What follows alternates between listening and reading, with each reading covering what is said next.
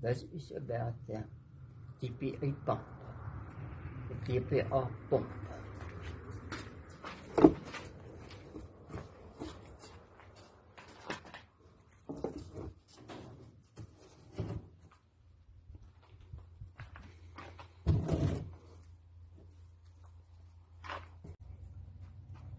I've taken these the first injection accumulators off because then it's stronger at idle, and then I can use it in the lands.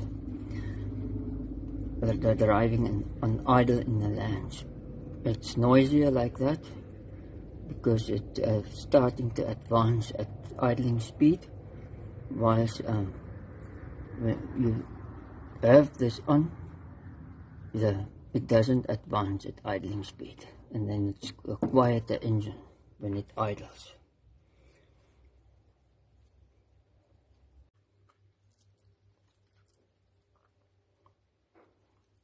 When you pump your diesel filter pump, the primer pump, then diesel comes in by this fitting into the backing plate of your injector pump. The fuel goes through this sieve and it goes in by that hole. On the XD2 motors, it has a smaller hole there, and then one halfway up also a small little hole. This is actually a relief valve. It's a valve and sleeve this. And there's a cap on the top of it, holding the whole lot in with a strong spring. You must put it in like this way. This is the way you have to put it in, not that way. Not that way, but this way.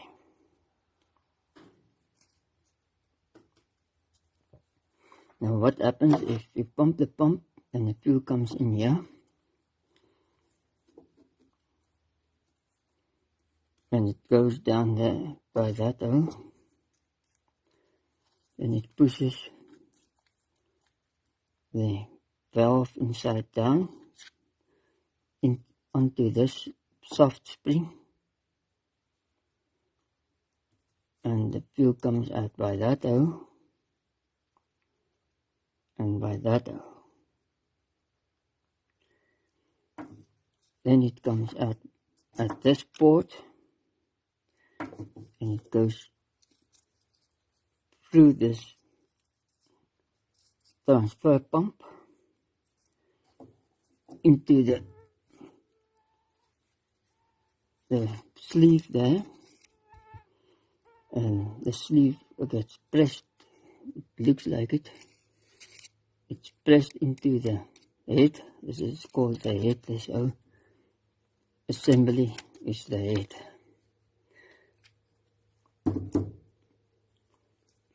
So then when you start your engine, then the fuel comes in by the same fitting, and it goes in through this sieve, and it comes out by that port. And these blades turn in this direction, so it sucks in the fuel at the top and it pumps it out at the bottom.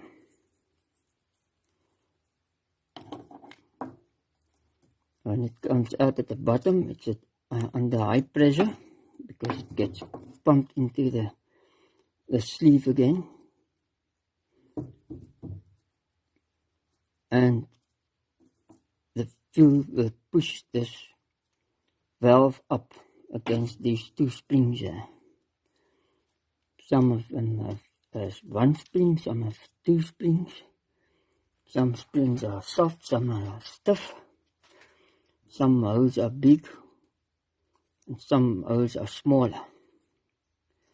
depending on what make of motor it's been used on, and the pump, delivery and so on. So this assembly is like this.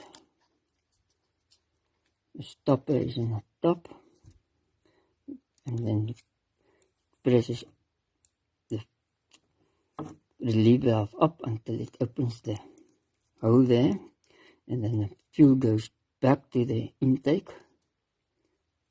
That's the intake, and then circulates, and some of the fuel goes into the sleeve, there, and it comes out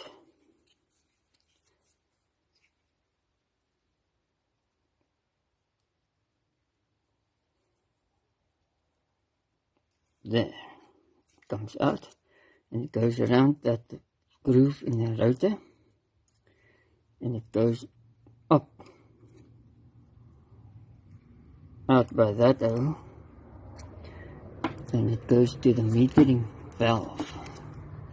This is the metering valve. It has a slot in there, a slit, and in this position, the fuel is shut off. When it turns that position, it's maximum flow, because the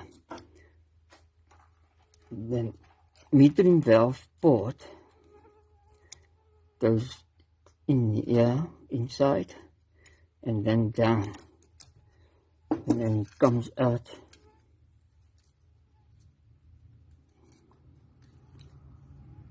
by that hole there.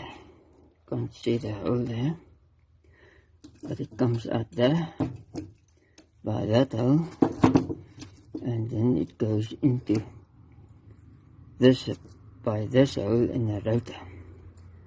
Goes down the port, drilled through the rotor.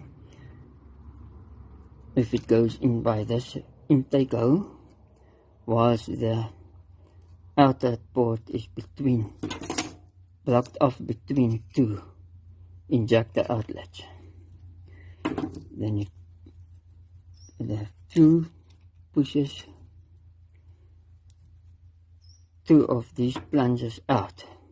One comes this way and the other one goes that way.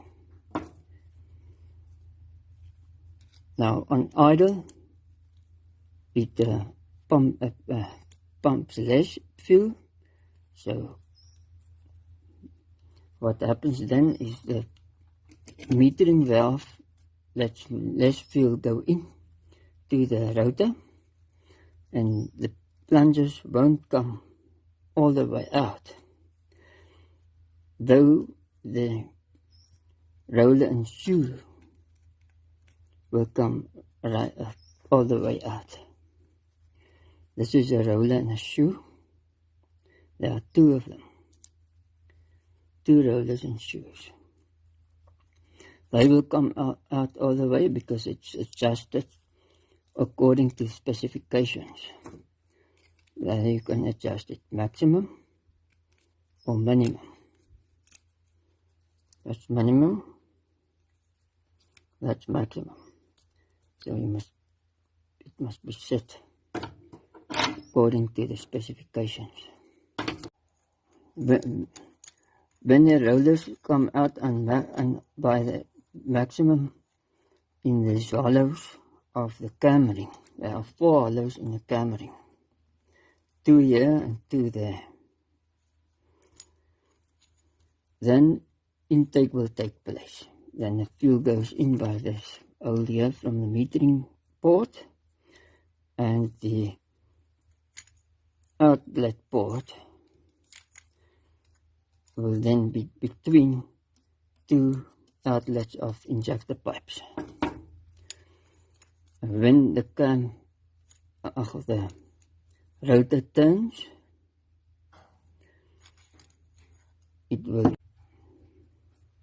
so the camering will push the roller and shoe, when it comes onto the cam there, inwards, and on that side it will push it the other roller and shoe inwards. And when that happens, the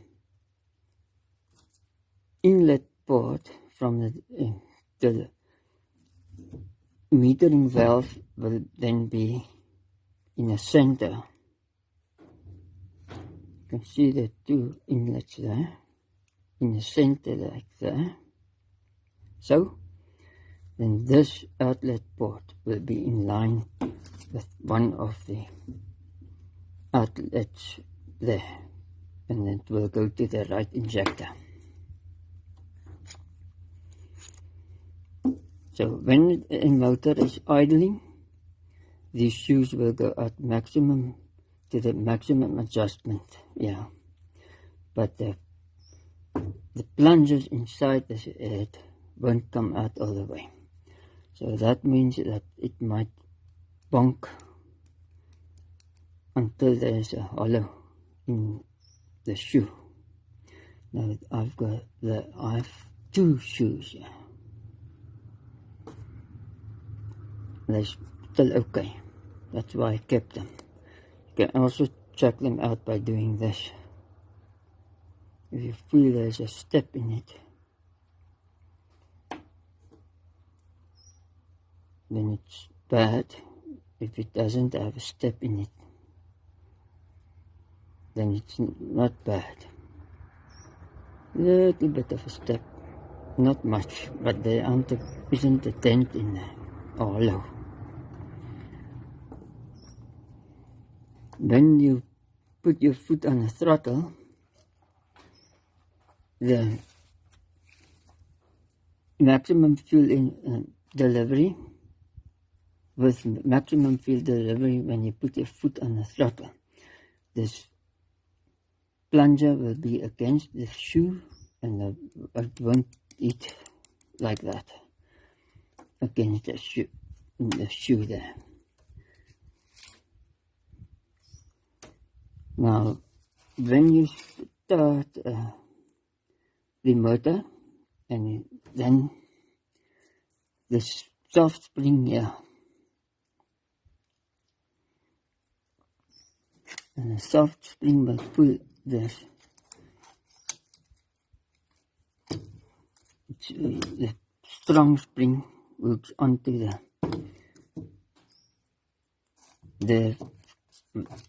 where the soft spring is. What then happens is the soft spring will pull it a little bit to the open, the metering valve to the open position, and the fuel will go into the head, and it will, as it rotates, it will pump fuel into the injectors, and this governor, as the RPMs picks up, centrifugal force will pull these weights apart, and it will push the governor sleeve up or into that direction, and it will push against this governor lever, and the governor lever will pull back onto that soft spring, and it will pull the governor lever will pull this metering valve rod into that direction, and it will close off the fuel, but the spring tension, and the weights will later balance each other, and it will be idling at a certain speed. And when you put your foot on the accelerator, this stiff spring will override the soft spring, and it will pull it completely against like that, and this metering valve will go open maximum, and the fuel will come through the metering valve into this rotor, and it will take in all the fuel it can as according to the adjustment of the specifications on there on the shoes. And then the maximum fuel will get pumped into your injectors, and the engine will go, the revs will go up, and the centrifugal force will be more, and it will push harder. The sleeve, governor sleeve, will push harder against the governor lever, and the governor lever will pull against the stiff spring, against that stiff spring, and it will pull the metering valve rod that way, and it will minimize the fuel delivery. And the strong spring and the governor weight will then balance each other out, and it will keep it on more or less on that RPMs. And when you still want to go faster, then you put your foot harder on the pedal, and you pull the lever even further, and you make the spring stiff again.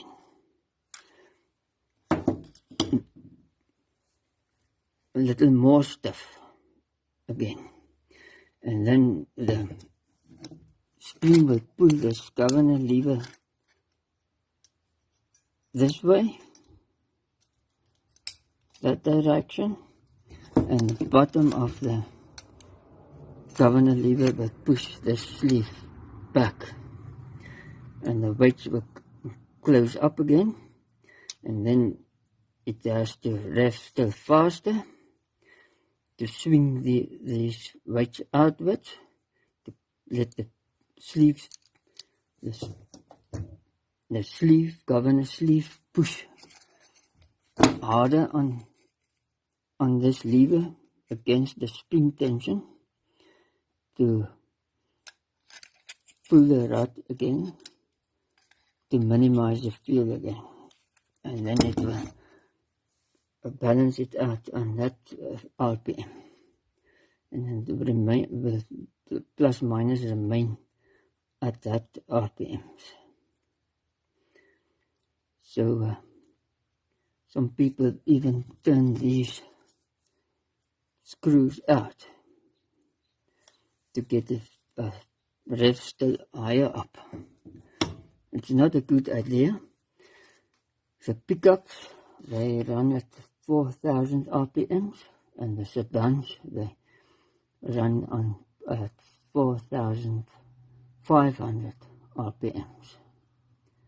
That's adjusted on this bolt here. They normally put a seal on the back of it. So the transfer pump's pressure increases, the fuel, not all the fuel will go through those holes, one hole or two holes they have there. So eventually the fuel pressure and the fuel will force into that hole there and go behind this piston here.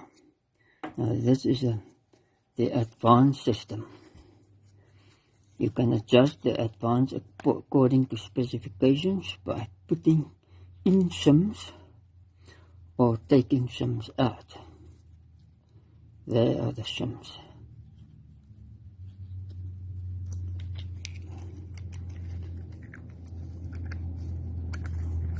If you put more shims in, it will take longer to advance.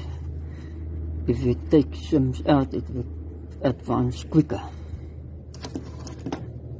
And pulls the cam ring this direction whilst it turns the other direction. The rotor turns the other direction. When you begin, the rotor pump is adjusted for about 26 to 28 degrees before top dead center. And then then this advance system gets added to the timing that's already set there. That's 26 or 28 degrees before the top dead center. So it will go up to 40, 50 at very high RPMs. On track, you accelerate the engine, the pressure will increase rapidly from the transfer pump, because the transfer pump will rev up with the engine, and fuel will go quickly through this bolt and push that valve. It's a little ball valve there. As you can see, the ball valve, it's in there. It will open the ball valve and the advance will quickly take place as the engine revs up. When you take your foot off the throttle, accelerator, then this ball will fall into that hole and the fuel will go through that small little hole there. Can't even see the little hole. And it will go out slowly. So it will advance for a while after the engine has dropped speed.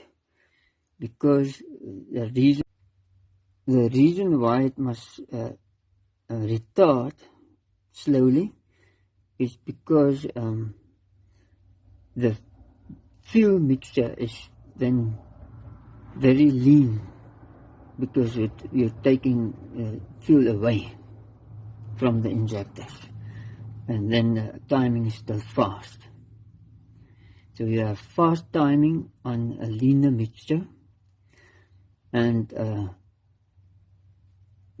slower advance on a rich mixture. But these old DPA pumps aren't so fine-tuned like the DPC pumps, for instance. The DPC pumps has more valves and channels and ports and things in it, and it has a retarder on it, on the pump. So when the engine pulls heavy and it's in a rich mixture and it goes slow, then it's on a retarding timing. On a retarded timing. But when it revs up high and the load isn't heavy and the fuel injection is minimized, then it's on a fast timing, advanced timing. So retarded timing is slower and advanced timing is faster. Die tyd is vinniger gestel, meer snel gestel, of die tyd is vertraag, stadiger gestel. Voor stadige verstelling is die tyd dan vir baie brandstof, ryk mengsel, en vir 'n arm mengsel, minder brandstof, is 'n arm mengsel, het jy vinniger verstelling nodig, sneller tydverstelling. Advanced, quicker timing. Okay, and I hope you understand the explanation or the demonstration or whatever they call it on the XDP injection pump, which they use on the XD 488 motor. Ek hoop julle verstaan nou beter van die XD 488 se in DPA inspuiterpomp.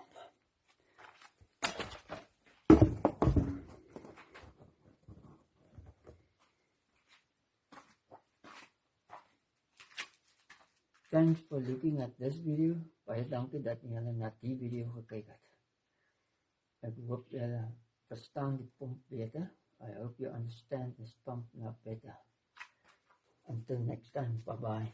Tot volgende keer, tot ziens.